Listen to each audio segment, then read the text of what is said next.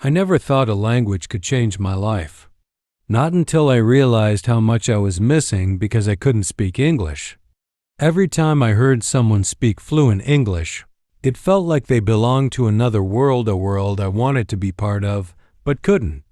I would smile, nod, pretend to understand. But deep inside, I felt small, invisible, and left out. I wanted to speak. I had ideas, thoughts, dreams, but no words to express them. There were nights I cried quietly because I couldn't join a conversation. Days I stayed silent in group gatherings, scared someone might ask me something in English. It wasn't just a language, it became a wall between me and the life I dreamed of. But one day, I made a promise to myself. I will learn English, even if I have to do it all by myself at home with no one to teach me. I will do it. And that decision changed everything. This is the beginning of that journey from fear to fluency, from silence to confidence. I learned English not in a classroom, but at home, using what I had: my time, my dedication, and my belief that I could grow. If you're on a similar path or dreaming to begin, come with me. Let me show you how I did it, one simple step at a time. My life before English. Before I started learning English, my world was small. I felt like I was trapped in a box. I could only access things in my own language: movies, books, conversations. Every time I watched something in English without subtitles, it felt like noise. I envied people who could watch anything, understand everything, speak freely. At school, I was the quiet one. I never raised my hand in English class. I avoided speaking out loud. I memorized grammar rules, but when it came to real conversation, I froze. When I got older, I noticed that English was everywhere. Job ads, social media, tutorials, opportunities, all in English. It felt like the key to something bigger, and I didn't have that key. Not yet. Why I decided to learn English at home. I couldn't afford expensive classes or courses. I lived in a small town where no one spoke fluent English, and I was too shy to practice with others. So I asked myself a question. What if I don't wait for the perfect moment, the perfect teacher, or the perfect school? What if I just begin right here, right now, at home? That was the start. I created a plan, not a perfect one, but a possible one. Step 1. Creating my English environment. I knew I had to bring English into my everyday life. So I started small. I changed my phone language to English. I started following English YouTube channels. I put sticky notes on things in my house: mirror, window, door. I listened to English songs even if I didn't understand everything. I chose one simple English sentence and repeated it to myself all day. At first, I felt silly. It was strange. But slowly, my brain began to accept English as something normal. I wasn't learning like in school. I was living the language. And that made all the difference. Step 2. Starting with what I loved. I didn't start with grammar books. I started with my heart. I asked myself, what do I love? I loved cooking.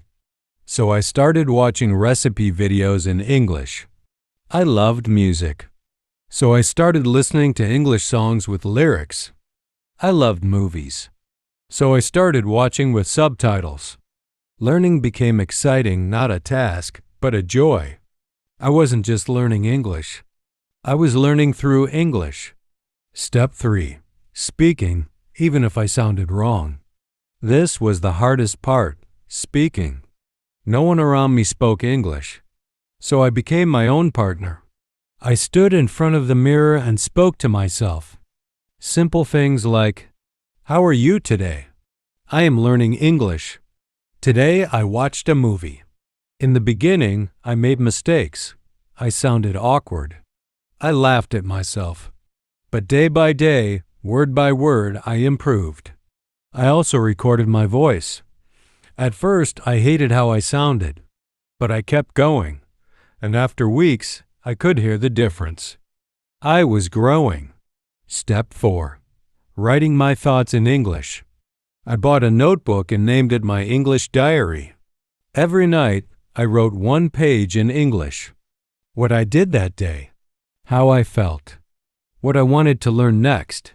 Even if I didn't know all the words, I tried. I looked up vocabulary. I used simple sentences. Over time, my writing became smoother and my vocabulary grew. Step 5. Being consistent, not perfect. Some days I was tired. Some days I didn't want to study. But I made one rule: do at least one small thing in English every day. Even 10 minutes. Even just one sentence. Even just one video. Consistency was more powerful than perfection. The first signs of progress. One day, I watched a short video and I understood every word without subtitles. I was shocked. My heart raced with joy. Another time, I helped a tourist in my city and spoke English confidently. These small moments felt like big victories. They reminded me, this is working. I'm changing. From hesitation to hope. I wasn't fluent yet. I still made mistakes. But I had started. And that mattered more than anything. Learning English at home didn't require perfection. It required courage. The courage to try, to fail, to try again. And most importantly, to believe in myself. If you're just starting, know this. Your home can be your classroom. Your heart can be your teacher. And your dream your biggest motivation.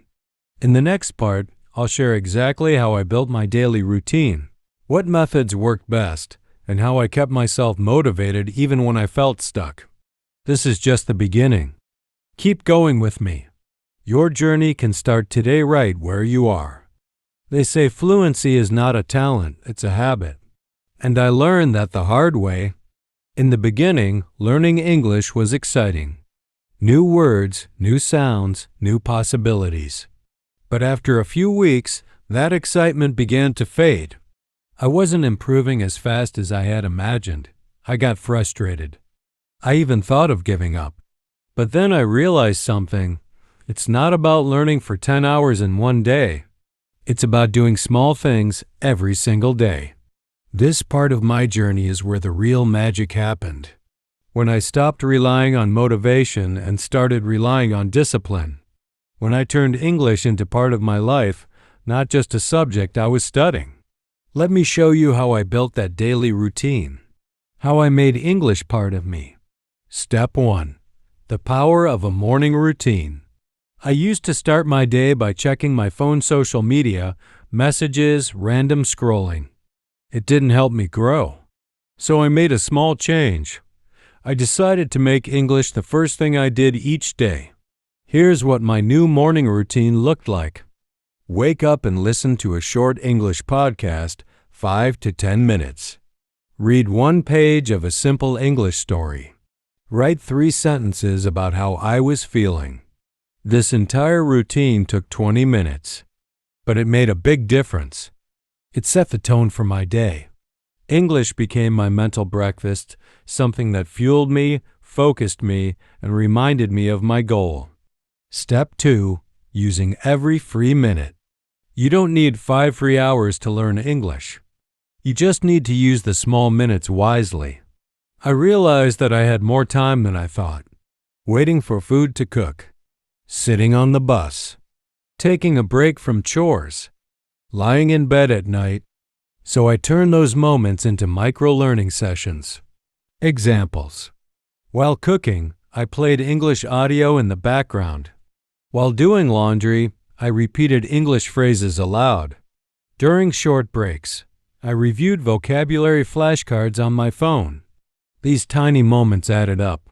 I wasn't just learning English, I was living with it. Step 3. Creating a weekly plan. Without a plan, I was just randomly watching videos. So I made a weekly schedule to focus on different skills. My weekly plan looked like this.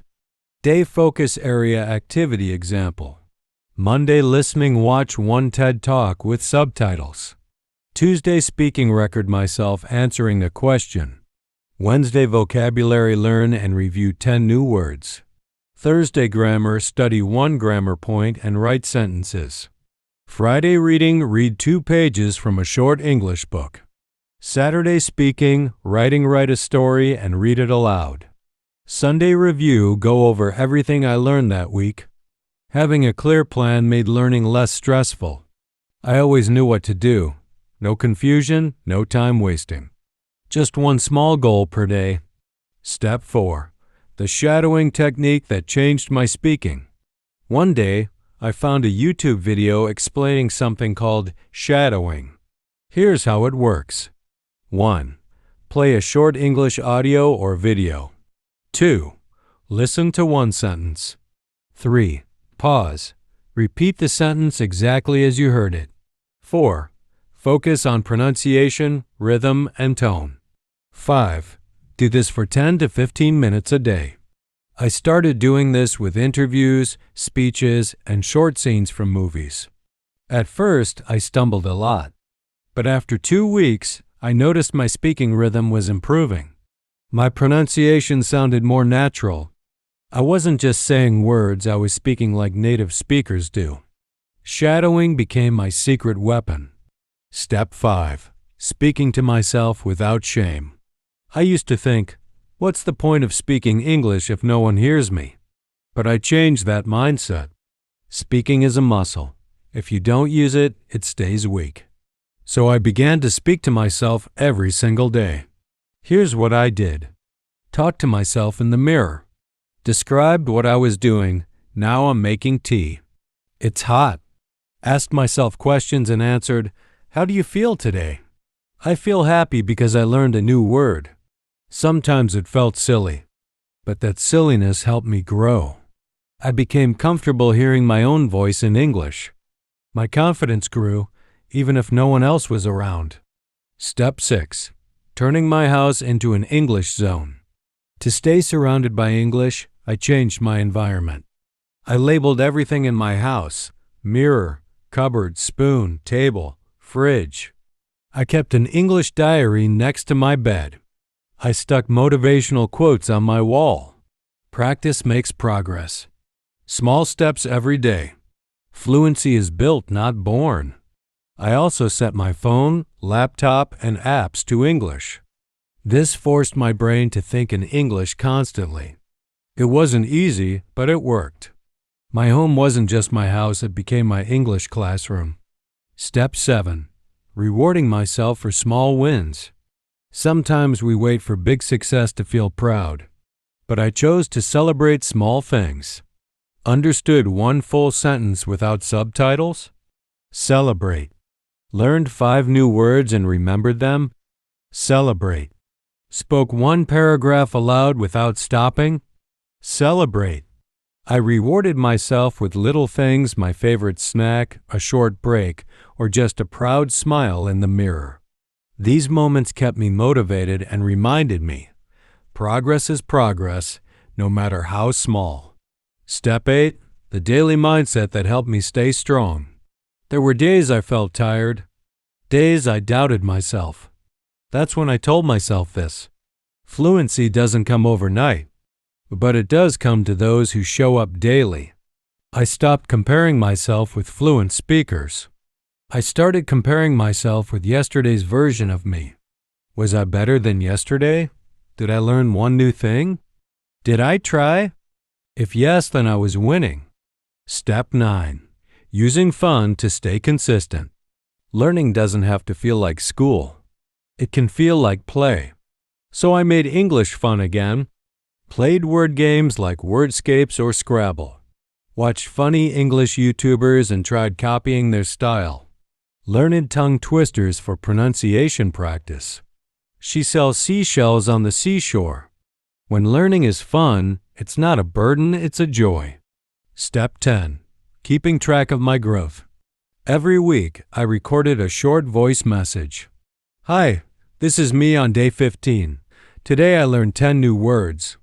I also kept a journal where I wrote new words I learned, mistakes I made and how to fix them, what I was proud of. Looking back after 2 months, I cried. Not because I was fluent yet, but because I could see how far I had come.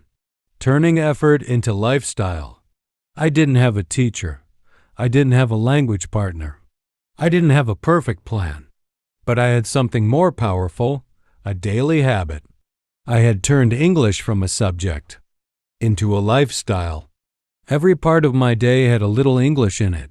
It didn't feel like something I had to do. It became something I loved to do. And that's how I kept going. If you're trying to learn English at home, remember, start small. Be consistent. Make it part of your life, not just your schedule. Because fluency isn't just about knowing words. It's about changing how you live, how you think, and how you grow. In Part 3, I'll show you how I moved from daily practice to real-life confidence. How I started speaking to others, understanding movies without subtitles, and even writing content in English all while staying at home. Your dream of speaking English fluently is not far. It's just waiting for you to take that next small step. Let's take it together. Part 3, From Practice to Confidence, How I Started Using English in Real Life. I remember the day so clearly. I was watching a YouTube video in English, and for the first time in my life, I understood everything. No subtitles, no pausing, no looking upwards. I smiled, not because I was fluent, but because I finally felt free. Free to listen, free to speak, free to express myself without fear. This was the moment it all became real. All those days of practice, all those hours of speaking to myself, all those tiny steps I took at home, they led me here. In this final part, I'll share how I transitioned from quiet practice to real-world confidence, all while staying at home. This is where the transformation happened, and I promise, if I could do it, you can too. Let me show you how. Step 1. Joining English groups online. I was nervous at first. Talking to real people? In real time? In English? But I was also excited, so I took a deep breath and joined an English conversation group on Telegram. The first day, I just listened. The second day, I wrote one sentence.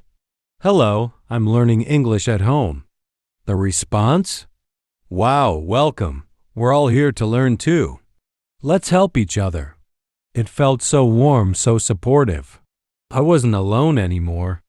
I started joining Zoom calls for beginners, WhatsApp English groups, and comment sections on English learning YouTube channels. Suddenly, English wasn't just practice. It was communication. Step 2. Using English in real-life tasks. I decided to start doing my everyday tasks in English. Here's how. I wrote my grocery list in English. I followed English cooking videos to try new recipes. I set alarms like, time to read in English. I created my to-do list using English phrases. Even the small things mattered. For example, instead of thinking main chai banarahi hoon, I'd say, I'm making tea. Instead of writing my journal in my native language, I'd try English. At first, it felt unnatural.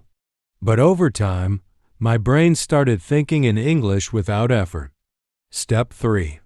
Watching movies without subtitles. One of my proudest moments? Watching The Pursuit of Happiness in English with no subtitles. Here's how I trained myself for that. 1. Watch short clips with subtitles. 2. Re-watch the same clip without subtitles. 3. Practice speaking a few of the actor's lines using the shadowing technique. 4. Watch the whole movie, repeating new phrases aloud. Movies became my emotional classroom. I didn't just learn language, I learned expressions, tone, body language, and confidence. Some movies that helped me. Forrest Gump, slow speech, clear accent. The Social Network, modern phrases. Finding Nemo, for fun and vocabulary. Step 4. Talking to AI like ChatGPT. I discovered something amazing. Whenever I felt lonely, unsure, or just wanted to practice, I opened ChatGPT. It became my speaking partner, my writing coach, my encourager. I asked, "Can you help me improve my grammar? Correct my sentence. She go to market yesterday. Give me 5 sentences using the word excited." It gave me instant feedback. No judgment. No pressure. Just pure helpful guidance. When I couldn't find someone to speak with, I spoke to ChatGPT. And I realized you don't need a partner to improve. You just need practice. Step 5. Creating content in English. One day I had a wild idea. What if I created a small blog in English? So I did. At first, it was simple. Day 1. Today I learned 5 new English words. Day 5. Why I'm scared to speak English. Day 12. How English is changing my life. I also started posting English quotes on social media. Even 1 or 2 followers encouraged me. Your English is improving. Keep going. And that meant everything. Creating content forced me to express myself in English. And that's what confidence is, expression without fear. Step 6. Overcoming my fear of mistakes. This was the hardest part of my journey. I used to be terrified of making mistakes. What if people laughed? What if they corrected me harshly? But something changed when I read this quote. A child learns to walk by falling, not by reading a book. So I gave myself permission to fall. I made mistakes. I used the wrong tense. I forgot words. I said, "I has a cat." And you know what? The world didn't end. In fact, people respected me more for trying. Many said, "I admire you for learning a new language." That encouragement was like fuel to my soul. Step 7. Building my confidence from the inside out. Confidence isn't something you find. It's something you build slowly, patiently, and daily. I started doing things that scared me. Reading aloud for 10 minutes every day. Recording a voice message and listening to it. Joining a live video class and speaking 2 lines. Each time I did something scary, I felt stronger. And the voice in my head changed. From "you can't speak" to "look at you." Speaking bravely. Step 8. Teaching English to others. Yes, you read that right. After 6 months of learning English at home, I started helping others. I wasn't a teacher. I wasn't perfect. But I knew more than someone who was just beginning. I helped a neighbor write a message in English. I explained basic grammar to a cousin. I shared learning tips in a small Facebook group. Teaching made me realize how far I had come. And it reminded me, the best way to remember is to teach. Step 9. My first English phone call. This was one of the most exciting and scariest moments ever. A friend I met online said, "Let's talk on the phone for 5 minutes." I panicked. I practiced for 2 hours. I wrote down phrases. I prepared answers. Then the phone rang, and I answered. The first 30 seconds were full of sorry, and nervous laughter. But after that, something magical happened. I flowed. I laughed. I understood. I spoke. When we ended the call, I almost cried. I had spoken to someone in English, a full conversation, from my room, at home. Step 10. Realizing this was just the beginning. People started asking me, "How did you learn English at home?" And I would smile, because I knew the answer wasn't magic. It wasn't talent. It wasn't expensive classes or foreign travel. It was small steps, daily effort, a lot of mistakes, and a heart that didn't give up. I had built a foundation at home, but now the world was open to me. Final words. From silent to strong. If you're learning English at home, I want you to hear this. You are not behind. You are not weak. You are not alone. You're just becoming. Fluency isn't something that happens one day, it's something that grows inside you every time you speak a sentence, learn a word, make a mistake and try again. Your house is your classroom. Your voice is your power. Your journey is your strength. From me to you, keep going. I began this journey in silence, too scared to speak, too unsure to believe in myself. But now I speak with joy, with courage, with purpose. And so can you. Whether you're a student, a housewife, a beginner, or someone who has tried and failed before, you can do this. Not all at once, but step by step, day by day, word by word. Your fluency is waiting. Go meet it.